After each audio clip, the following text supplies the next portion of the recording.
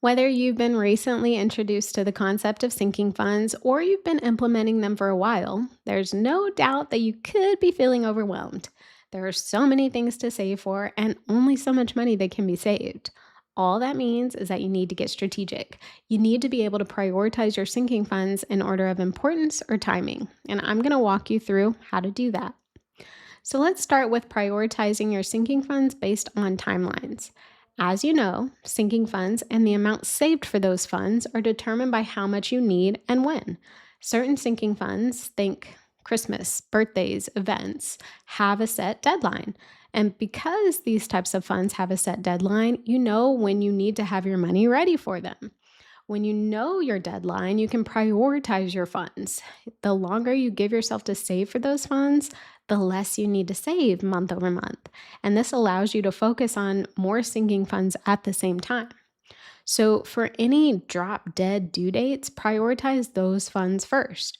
If you absolutely need your money ready by a specific deadline, those sinking funds should be saved for first. So, calculate how much you need to save each month by the deadline. Can you afford that? Whatever that number looks like, can you afford it? If so, then great. You should be on track, add it to your budget. If not, then you'll need to make up for the losses by cutting back your spending or increasing your income. The deadline is going to come whether you are prepared for it or not. So, making these funds a priority as early as possible will help you meet your deadline. And this can help you avoid a lot of stress and anxiety around the due date of that sinking fund. Okay, next up, prioritize your sinking funds based on necessity. So, another way to prioritize your sinking funds is by their necessity and importance.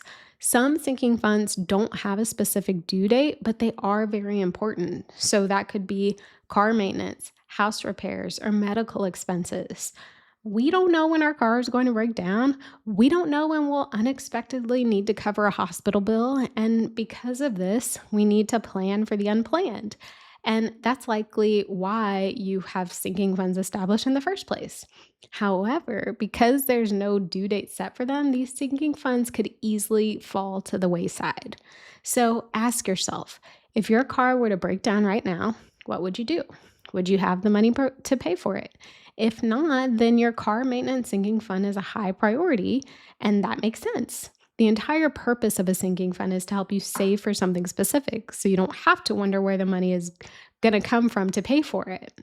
So, thinking about your sinking funds that don't have a specific due date, ask yourself how important those funds would be for your situation. If you would be SOL without any kind of funds for them, make them a higher priority to save for. And if you don't know how much to save for those types of funds, save what you can afford.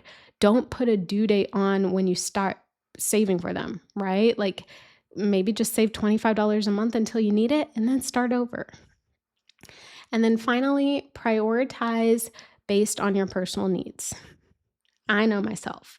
I need to travel to a new place every year, multiple times a year if possible. Otherwise, I feel burnt out and overworked. Because I know this about myself, I need to be proactive with saving for travel. I have a sinking fund dedicated for travel. And while travel may be something I need, it may not be something you need. However, I can guarantee you that you do need something. Our mental health and emotional stability mean a lot. If there are certain things that keep you happy, healthy, and motivated to keep doing what's right, then those things should be prioritized high on your sinking funds list.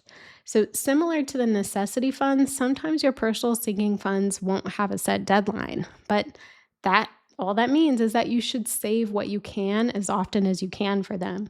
You want to put yourself in a position to utilize the money in your sinking fund when you are ready to take that trip or get that massage or see your therapist. There's no cap on what your personal needs sinking funds can cover, okay? But I do want to caution that your personal funds should truly be needs, not just wants, right? Needs are things that improve your emotional, mental, and physical well being. Not everything will do that, although you could probably convince yourself it will. Just be wise about this type of spending because it's very easy to go overboard. So, as I mentioned, sinking funds can be an overwhelming concept when you don't know where to start, but hopefully, the tips I shared with you today will help you prioritize your sinking funds in a way that keeps the overwhelm away.